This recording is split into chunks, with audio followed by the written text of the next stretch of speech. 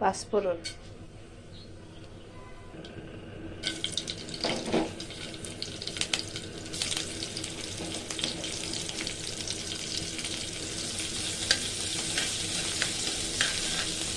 তেলে পাঁচফোড়ন, আদা আর কাঁচামরিচ দিয়ে দিলাম।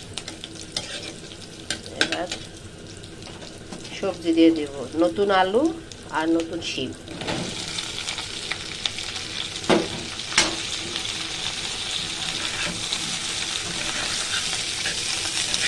একটু ভেজে নিয়েছি সবজিগুলা।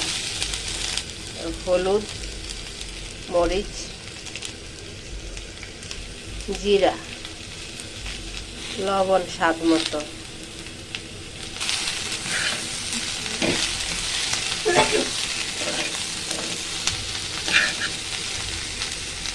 মশলাগুলো কষানোর জন্য একটু জল দিলাম।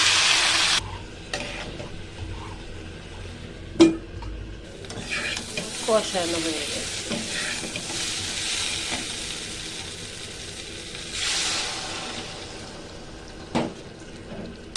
কি করো গো, রান্না করো? হ্যাঁ, রান্না করি। কি রান্না করতেছো আজকে? এই যে পোনা মাছ এর ঝোল, নতুন আলু আর নতুন শিম দিয়া। ও আচ্ছা, নতুন আলু। তোর তো নতুন আলু অনেক স্বাদ, তাই রান্না। হ্যাঁ, খেয়ে দেখিস। ভাজা বড়ি আর ভাজা মাছগুলো দিয়ে দিলাম।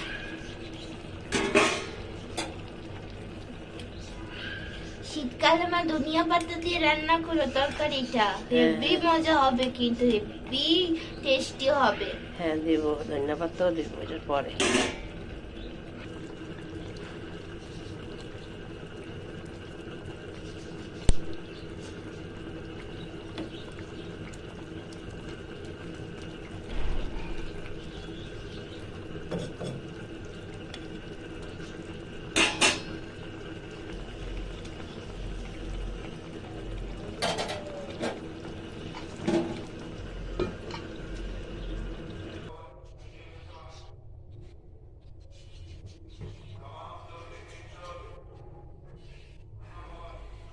একবারে এভাবে রান্না করে খেয়ে দেখবেন।